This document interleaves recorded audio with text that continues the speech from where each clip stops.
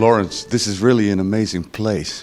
Where are we exactly? So we're in Southwark House, just outside of Southwark, the village, where we were yesterday, briefly. This house was basically requisitioned in 1941. The navigation school down in Portsmouth was being heavily bombed.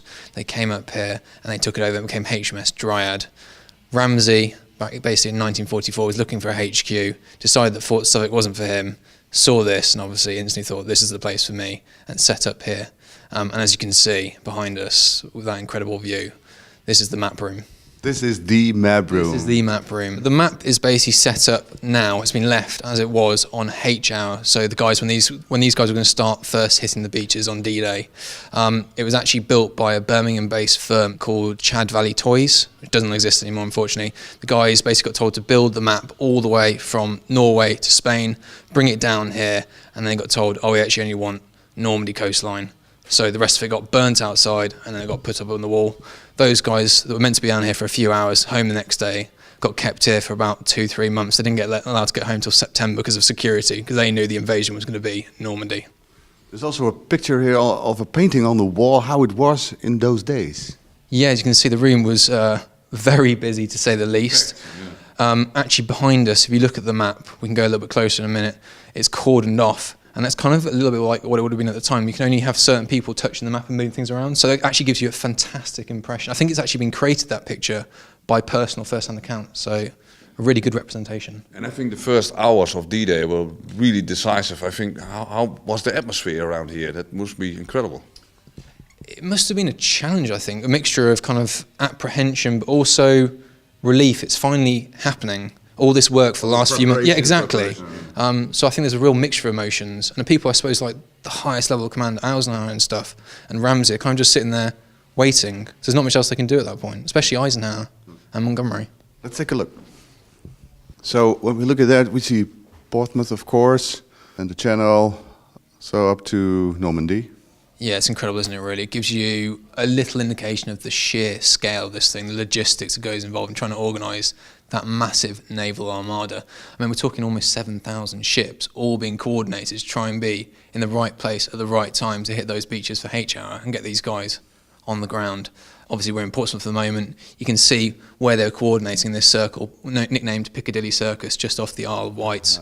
They're then coming down through set swept channels by minesweepers into their allocated zones. So like Force G was going to obviously Gold Beach, etc., etc. And I mean, I'm really looking forward to, I'm sure you guys are, Europe Remembers being out there for the 75th anniversary on the 6th of June. It's going to be incredible. How important were the first hours of D-Day? Absolutely critical, because these guys are trying to establish a foothold from which they can then build up forces, build up supplies, and break out into Normandy and into France. And obviously at the same time, the Germans are trying to get as many reinforcements and defeat them on the beach. So it's absolutely critical. This was the part with the ships, but there was, of course, there was more going on.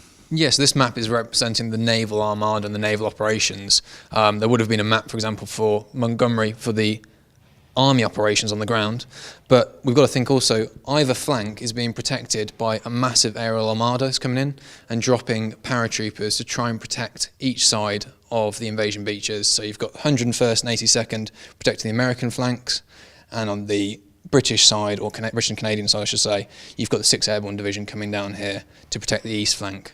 So thousands of paratroopers are going in the night before, in advance of these guys landing, to try and protect them. So what do you say is they are going landed on the beaches on the 6th of June in the morning, and before the paratroopers were dropped. Yeah, so they take off for the night of the 5th to 6th of June. They're landing sort of maybe about 12:30 to 1 o'clock. So way in advance of these guys hitting the beaches, any time from sort of 7 o'clock onwards in the morning. So these guys are already there fighting for their lives, waiting for these guys to land on the beaches to help.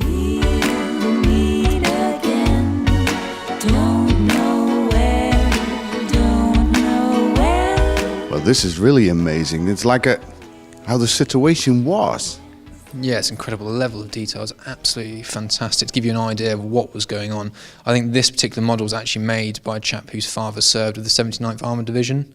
So Hobart's Funnies, as you can see a few of them on here, like, for example, the flail tanks. And actually, this is meant to represent Gosport, so where we were yesterday, the Hards. All those details, all those little things. There's a cameraman. There are soldiers. And I see one with a pipe. Pipes. Over here. Piper Bill Millen, possibly. How important were the pipes during the landings? I think they inspired the men, to be honest. I wouldn't have wanted to be him going up and down the beach, piping away with Germans shooting at you. Or apparently they didn't actually shoot him. Some of them thought he was mad, so they refrained from shooting at him. They thought he'd gone off his rocker. Won't you please say hello to the folks that we know? Tell them I won't be long, she won't be long. So Lawrence, this was the room where the decision was made. Yes, so the night before, on the 4th of June, they actually had a meeting. Like Eisenhower, Montgomery, Ramsey, etc. All the big leaders were here. They were sitting over here. And I think there was a big table here and chairs, etc. So they had a meeting there and agreed to reconvene the next morning at 4 o'clock, 4:15 in this room. Alleged at that very spot, looking out the window, he makes the decision, let's go. And it was after the hill it all started. Yeah, exactly. So we're literally a few miles, if that, from the invasion fleet, just over that hill. All those ships are ready and waiting to go, and waiting for Eisenhower to say, let's go. How does it feel for you to be here? I'll be honest with you, it gives me goosebumps. My hairs are actually standing up a little bit at the moment. It's incredible.